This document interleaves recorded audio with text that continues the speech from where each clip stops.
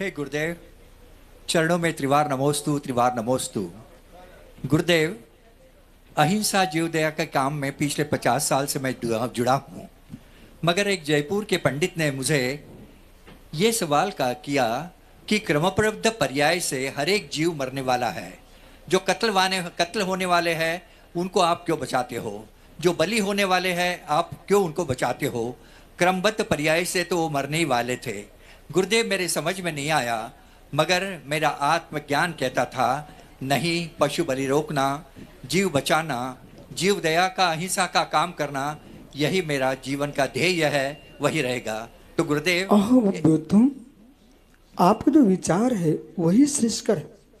जिन्होंने ये कहा कि क्रमबद्ध में आया वही होगा, पहला प्रश्न ये है, तीर्थंकर भगवान ने आज तक पर्याय को क्रमबद्ध का ही नहीं।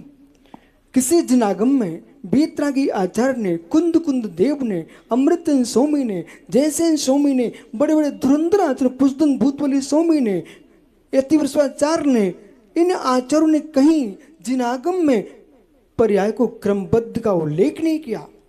क्रम भावे का है, क्रम नियत का है, क्रम वर्ते का है। शे भुवो गुणा क्रम वर्तना पर्याया। जिस विद्वान ने कहा है उसे कोई भूल नहीं है, बेचारा कर्मों का बाधा मारा पिट रहा है, उसको बोध होना चाहिए। धम्मो मंगल मुक्केटम अहिंसा संयमो तो देवा भी तस नमन संति जस धम्मो सयामणो। अहिंसा परम ब्रह्म है।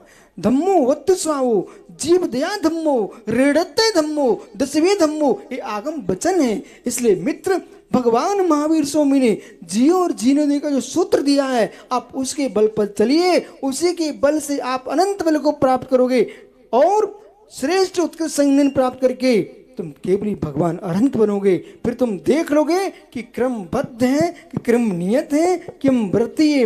बद्धता में पुरुषार्थ की हानि होती है।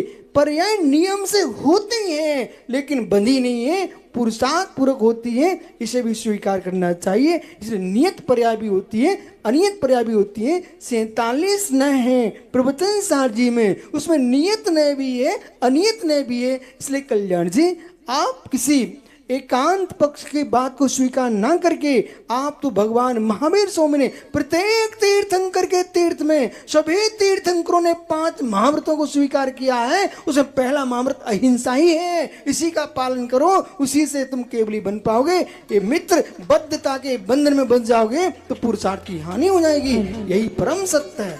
धन्य हो प्रभु, धन्य।